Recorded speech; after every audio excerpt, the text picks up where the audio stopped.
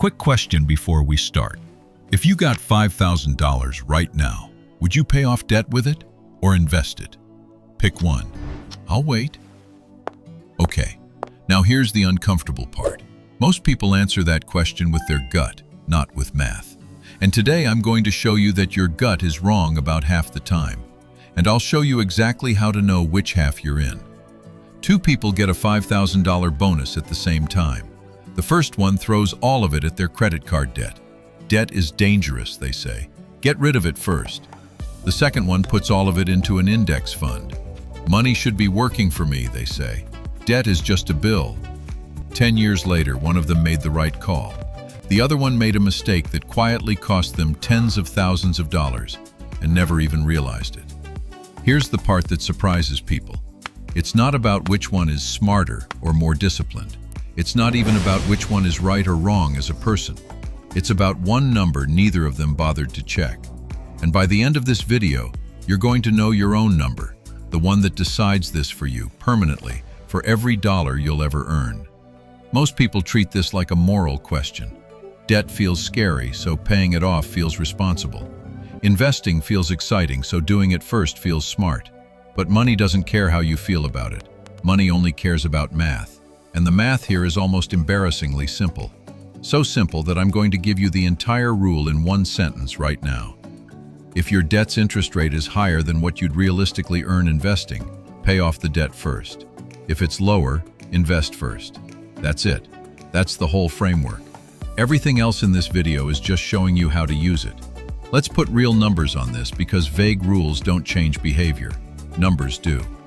A typical credit card charges somewhere between 22 and 24% interest per year. Let's use 22 to be fair. A typical low-cost index fund, averaged over the long run historically, returns somewhere around 7 to 10% per year. Let's use 8 to keep the math clean. Now think about what that actually means. If you have credit card debt at 22% and you instead invest that money expecting 8%, you're not gaining 8%. You're losing 14% every single year. Say that number out loud if you have to. 14%. That's not a rounding error. Run that $5,000 bonus through the math. Leave it as debt growing at 22% for 10 years instead of paying it off and investing it at 8%. And the gap isn't small. It's over $25,000. Stretch that to 20 years and you're looking at $250,000 gone quietly while you felt good about growing your money. It's like filling a bucket with a hole in the bottom. Doesn't matter how much you pour in if it's draining out faster than you're adding it. The first guy from the beginning, the one who threw their bonus at the credit card, wasn't being too cautious. They were doing the only move that made mathematical sense. They didn't get lucky. They just happened to ask the right question, even if they didn't realize they were asking it. So ask yourself right now, do you know the interest rate on every debt you have? Not roughly, exactly. If you don't, pause this video and go check. Everything I'm about to tell you is useless without that one number. Now here's where most people panic and assume this means, okay, so debt is always evil. Pay it off no matter what, as fast as possible, before anything else. Not so fast. Not all debt charges 22%. A student loan might sit around 5 or 6%. A mortgage might be even lower. And here's the thing nobody tells you.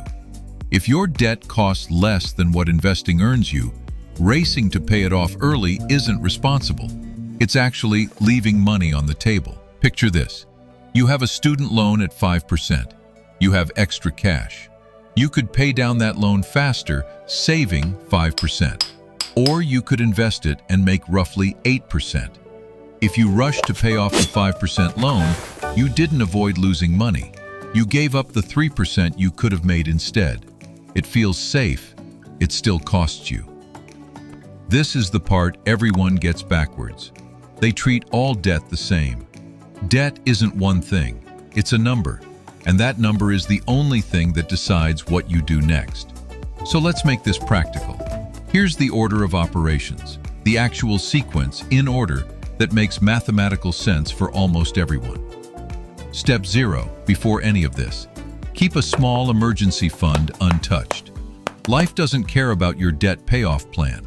If your car breaks down with zero cash in the bank, you'll just go back into debt anyway. A small cushion first, then the real plan begins. Step 1. If your employer offers a 401k match, grab the match first, no matter what. If your company matches your contribution dollar for dollar, that's an instant 100% return. No investment on earth beats that. No debt charges 100% interest. This step skips the line every time. Step 2.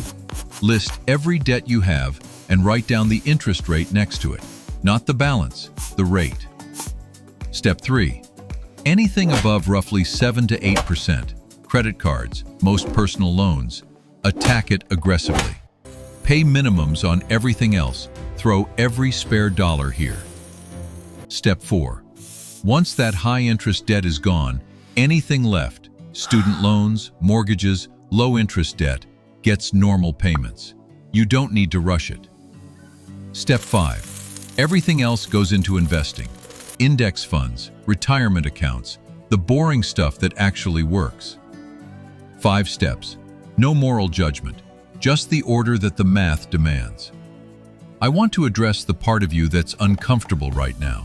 The part that says, "But debt feels bad, I just want it gone." I understand that. But let me ask you something. Would you rather feel good or be over $100,000 richer in 20 years? Because that's genuinely the trade-off. Paying off a 5% loan early instead of investing at 8% doesn't just cost you a little. Stretched across decades with compound growth, that gap can turn into well over $100,000 you'll never see. Money that vanished simply because paying off debt felt more responsible than it actually was. Discomfort is not the same thing as danger. A 22% credit card is danger. A 5% student loan sitting next to a brokerage account quietly growing at 8% is just math you haven't looked at yet. There's one more layer most people miss completely. Not all debt is the same animal, even at similar rates. Variable rate debt, the kind where the interest rate can rise, deserves more urgency than fixed rate debt at the same starting number. A rate that's 6% today could be 9% in 2 years. You're not just comparing today's number, you're comparing what that number could become. Fixed rate debt is predictable. You can build a long-term plan around it. Variable rate debt is a moving target, and moving targets deserve more caution, even if they look harmless on day one. So let's go back to the 2 people from the beginning. Same bonus, same $5,000. 2 completely different choices.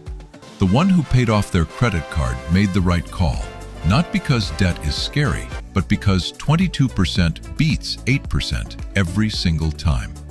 They didn't need to be a genius. They just needed to compare 2 numbers. The one who invested instead, sitting on credit card debt, quietly lost tens of thousands of dollars over time.